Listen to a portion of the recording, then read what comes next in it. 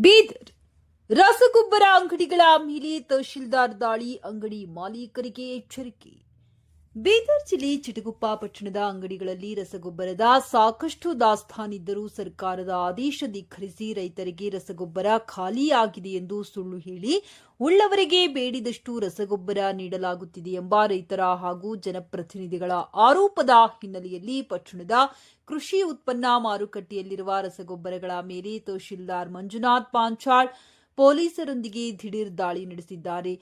ದಾಳಿ ವೇಳೆ ಕೆಲ ಅಂಗಡಿಗಳಲ್ಲಿ ರಸಗೊಬ್ಬರದ ಸಾಕಷ್ಟು ದಾಸ್ತಾನು ಇರುವುದು ಕಂಡುಬಂದಿದೆ. ರೈತರಿಗೆ ನಿಗದಿತ ಬೆಲೆಯಲ್ಲಿ ರಸಗೊಬ್ಬರ ಪೂರೈಸಬೇಕು. ಕಾಳಸಂತೆಯಲ್ಲಿ ಮಾರಾಟ ಮಾಡಿದರೆ ಏಜೆನ್ಸಿ ಪರವಾನಗಿ ರದ್ದುಪಡಿಸಿ ಕಾನೂನು ಕ್ರಮ ಜರುಗಿಸಲಾಗುವುದೆಂದು ಎಚ್ಚರಿಕೆ ನೀಡಿದರು.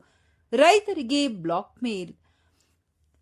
ಕೆಲ ರಸಗೊಬ್ಬರ ಅಂಗಡಿಯವರು ನಮ್ಮಲ್ಲಿ ಯೂರಿಯಾ ಜೊತೆಗೆ ಬೇರೆ ವಸ್ತುಗಳನ್ನು ಖರೀದಿಸಿದರೆ ಮಾತ್ರ ಬೇರೆಡೆಯಿಂದ ಯೂರಿಯಾ ಗೊಬ್ಬರವನ್ನ ಕೊಡಿಸುವುದಾಗಿ ರೈತರನ್ನು ಬ್ಲಾಕ್ ಮೇಲ್ ಮಾಡುತ್ತಿದ್ದಾರೆ ಎಂಬ ಗಂಭೀರ ಆರೋಪ ರೈತರಿಂದ ಕೇಳಿಬರುತ್ತಿದೆ. ವರದಿ ಶ್ರೀಮಂತರಾವ್ ಇಂಚೂರಿ, ನ್ಯೂಸ್ 25 ಬೀದರ್.